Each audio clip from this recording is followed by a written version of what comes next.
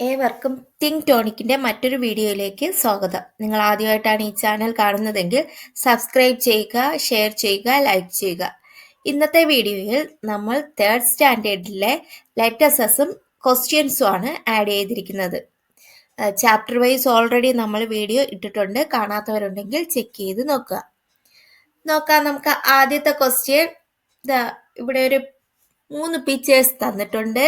ഇതെന്തോന്നാണ്? Find out the names of plants given below and write down the categories in which they belong to. Identify more examples and note down their features.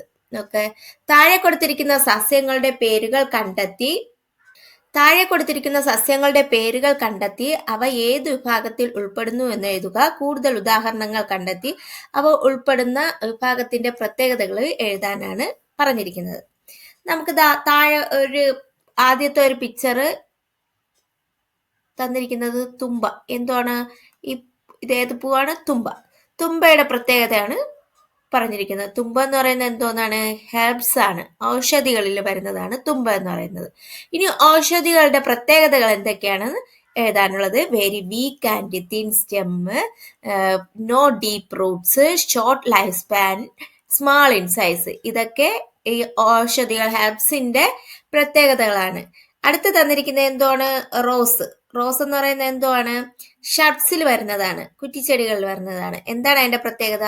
സ്റ്റിപ്പ് stem, medium size, life span is 2 to 15 years, stem is not very thick and strong.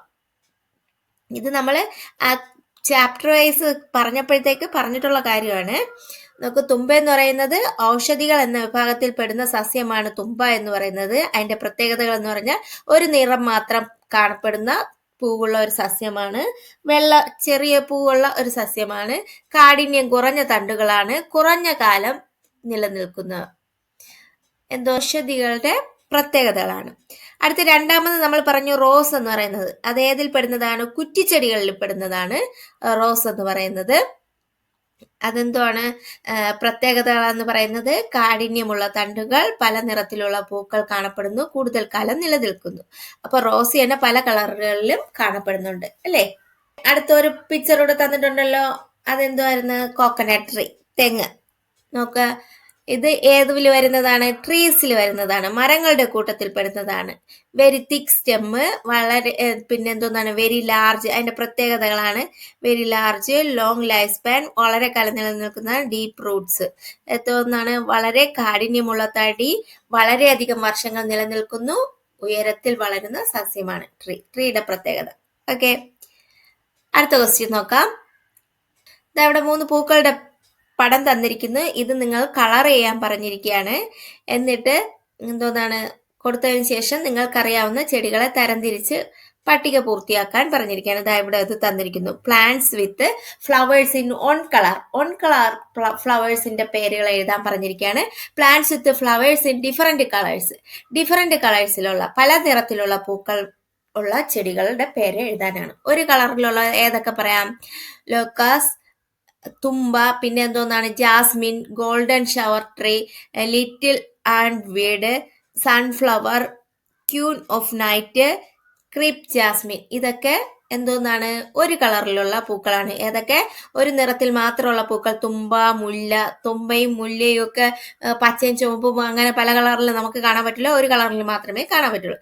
കണിക്കൊന്ന, മുക്കുറ്റി, സൂര്യകാന്തി, നിശാഗന്ധി, നന്ദ്യാർവട്ടം. ഇതൊക്കെ ഒരു കളറിൽ മാത്രം പൂക്കുന്ന ചെടികളാണ്.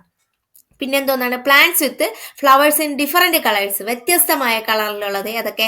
Hibiscus, rose, ixora, orchid, dahlia, lotus, marigold. ഏതൊക്കെ?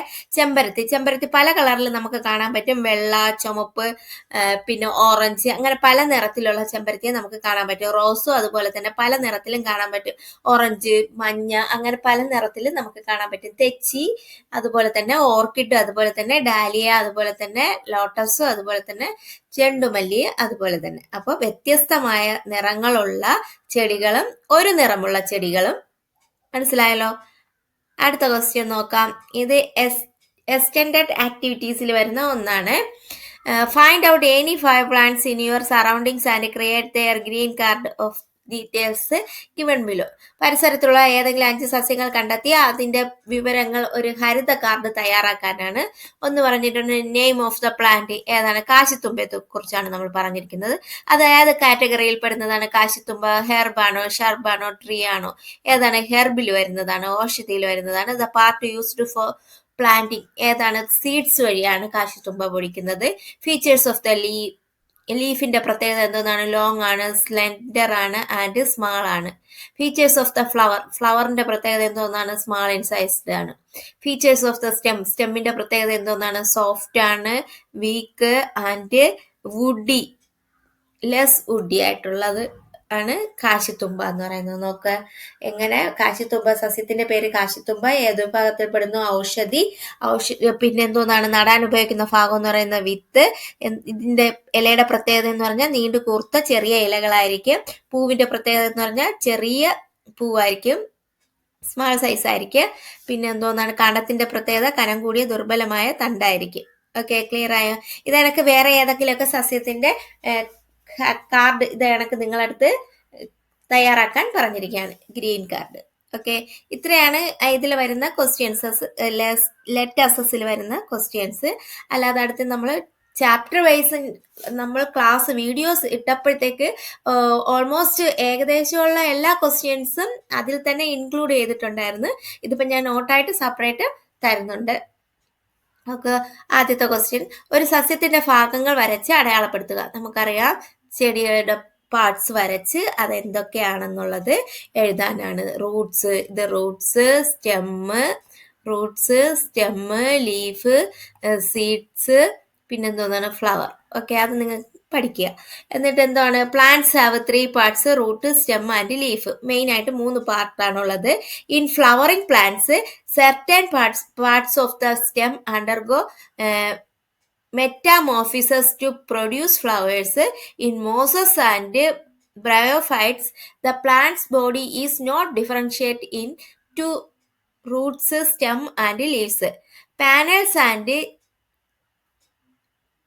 gymnosperms leaves have root, stem and leaves but no flowers. അതായത് ചെടികൾക്ക് വേര്, തണ്ട്, ഇല എന്നിങ്ങനെ 3 ഭാഗങ്ങളുണ്ട്. പൂടുന്ന ചെടികളിൽ തണ്ടിന്റെ ചില ഭാഗങ്ങൾ മാറ്റം സംഭവിച്ച് പൂക്കൾ ഉണ്ടാവുകയും ചെയ്യുന്നു. പായലുകളിലും ബ്രയോഫൈറ്റുകളിലും സസ്യ ശരീരം വേരുകൾ, തണ്ട്, ഇല എന്നിങ്ങനെ വേർതിരിക്കപ്പെടുന്നു. പന്നലുകൾ, ജിംനോസ്പേമുകൾ എന്നിവയിൽ വേരും തണ്ടും ഇലകളും ഉണ്ടെങ്കിലും പൂക്കള് ഇല്ല. ഓക്കെ, ഇനി എന്താണ് ഹെർബ് എന്നും എന്താണ് ഷബ്സ് എന്നും എന്താണ് ട്രീസ് എന്നുള്ളതാണ്. ഹെർബ്സിന്റെ പ്രത്യേകത എന്ന് പറഞ്ഞാൽ very weak and thin stem ആയിരിക്കും. എന്തോന്നാണ്? വളരെ ദുർബലവും നേർത്തതുമായ കാണ്ഡമായിരിക്കും. നോ ഡീപ്പ് റൂട്ട്സ് ആയിരിക്കും, ആഴത്തിൽ വേരോട്ടം ഇല്ല. ഷോർട്ട് ലൈഫ് സ്പാൻ ആയിരിക്കും, വളരെ കുറഞ്ഞതും മാസങ്ങൾ മാത്രം നീണ്ടതുമായ ആയുസ് ആയിരിക്കും. സ്മാൾ ഇൻ സൈസ്, വലിപ്പത്തിൽ ചെറുതായിരിക്കും. ഇത് ഹെർബ്സിന്റെ. എന്താണ് ഹെർബ്സ് എന്ന് ചോദിച്ചാൽ, അടുത്ത ഷബ്സ് എന്ന് പറഞ്ഞാൽ എന്തോന്നാണ്?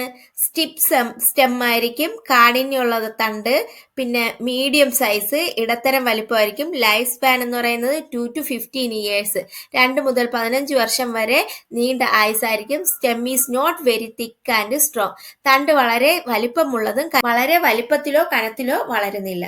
ഓക്കെ, അടുത്ത trees.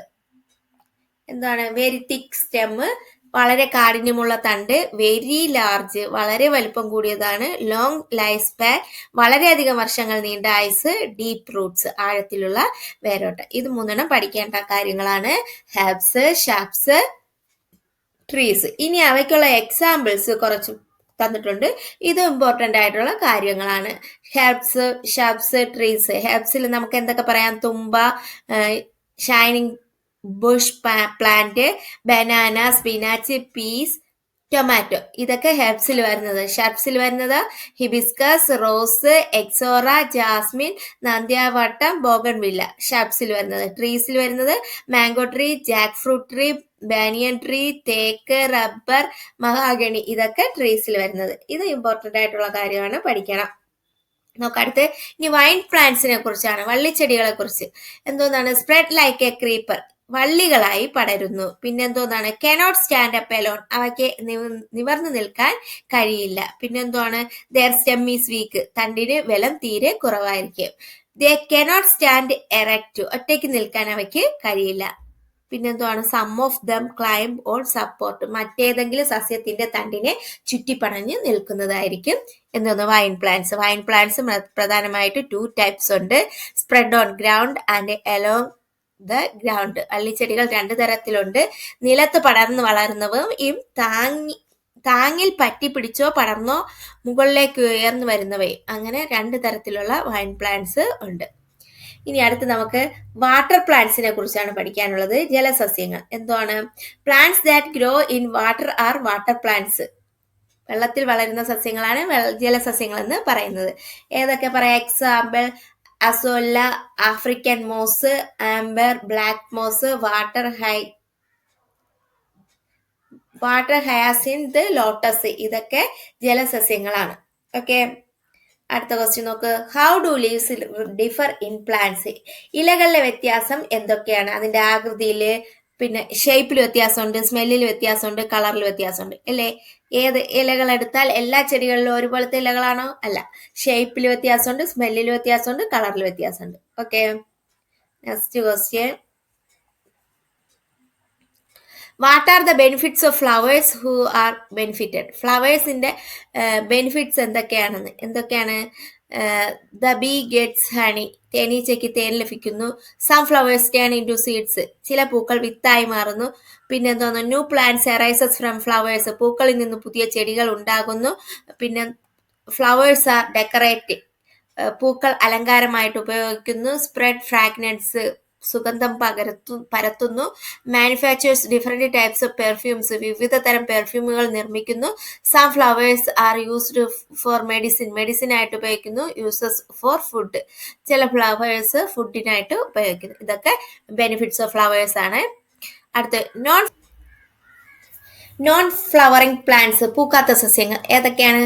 Ferns, liverworts, mosses, hornworts, whisk ferns, club mosses, horsetails, conifers, cycads and ginkgo. ഏതൊക്കെ? പന്നലുകൾ, ലിവർവേർഡ്സ്, പായലുകൾ, ഹോർവേർഡ്സ്, വിസ്കോർഡ്സ്, ക്ലബ് മോസസ്. ഇതിൽ നിങ്ങൾ ടെസ്റ്റിൽ കുറേയൊക്കെ ഉണ്ട്. ജിങ്കോ, ഇവയൊക്കെ നോൺ ഫ്ലവറിംഗ് പ്ലാന്റ്സ് ആണ്. ഓക്കെ, അടുത്ത ഏതാണ്? കാക്ടസ് പ്ലാന്റ്സ്, കള്ളിമുൾ ചെടിയെ കുറിച്ചാണ്. എന്റെ പ്രത്യേകത നോക്ക്. Cactus are plants found mainly in desert, പ്രധാനമായും മരുഭൂമികളിൽ കാണുന്ന സസ്യങ്ങളാണ് കള്ളിച്ചെടികൾ എന്ന് പറയുന്നത്. They have the unique characteristics to being able to survive without water for long periods of time by collecting available water in their stems. എന്താണ്? പ്രധാനമായിട്ട് മരുഭൂമികളിൽ കാണപ്പെടുന്ന സസ്യങ്ങളാണ് കള്ളിച്ചെടികൾ എന്നറിയപ്പെടുന്ന കള്ളിമുൾ ചെടി. ലഭ്യമാകുന്ന ജലം കാണ്ഡത്തിൽ ശേഖരിച്ച് ഏറെ കാലം ജലം ഇല്ലാതെ ജീവിക്കാൻ കഴിയുന്ന സവിശേഷ സ്വഭാവം ഇവയ്ക്ക് ഉണ്ട്. ഇനി പ്ലാന്റ്സിന്റെ ബെനിഫിറ്റ്സ് എന്തൊക്കെയാണെന്ന്, സസ്യങ്ങൾ കൊണ്ടുള്ള പ്രയോജനങ്ങൾ എന്തൊക്കെയാണ്? Plants parts are used as food, സസ്യഭാഗങ്ങൾ ഭക്ഷണത്തിനായി ഉപയോഗിക്കുന്നു. പിന്നെ എന്തോന്നാണ്? Plants are home to a variety of organism, വ്യത്യസ്തമാർന്ന ജീവികളുടെ വാസസ്ഥലമായിട്ട് മാറിയിട്ടുണ്ട് സസ്യങ്ങള്. Shade is provided by plants, തണൽ നൽകുന്നു. പിന്നെ എന്താണ്? Plants make the earth green, ഭൂമിക്ക് പച്ചപ്പ് നൽകുന്നത് സസ്യങ്ങളാണ്. Helps to get pure air, ശുദ്ധവായു നമുക്ക് നൽകുന്നു. പിന്നെ many plants parts are used medicinally, പല സസ്യഭാഗങ്ങളും മരുന്നായിട്ട് ഉപയോഗിക്കുന്നു. ഹെൽപ്സ് പ്രിവെന്റ് സോയിൽ എറോഷൻ, മണ്ണൊലിപ്പ് തടയുന്നതിന് സഹായിക്കുന്നു. അപ്പൊ ഇത്രയാണ് ഇതിൽ കൊടുത്തിട്ടുള്ള കുറെ ഇമ്പോർട്ടൻ്റ് ആയിട്ടുള്ള ക്വസ്റ്റ്യൻസ്. ഇത്രയുമാണ് ഇന്നത്തെ വീഡിയോയിൽ ഉൾക്കൊള്ളിച്ചിരിക്കുന്നത്. നിങ്ങൾക്ക് എൻ്റെ വീഡിയോ പ്രയോജനപ്രദമെങ്കിൽ ലൈക്ക് ചെയ്യുക, ഷെയർ ചെയ്യുക, സബ്സ്ക്രൈബ് ചെയ്യുക. മറ്റൊരു വീഡിയോയിലൂടെ വീണ്ടും കാണാം. Okay, thank you.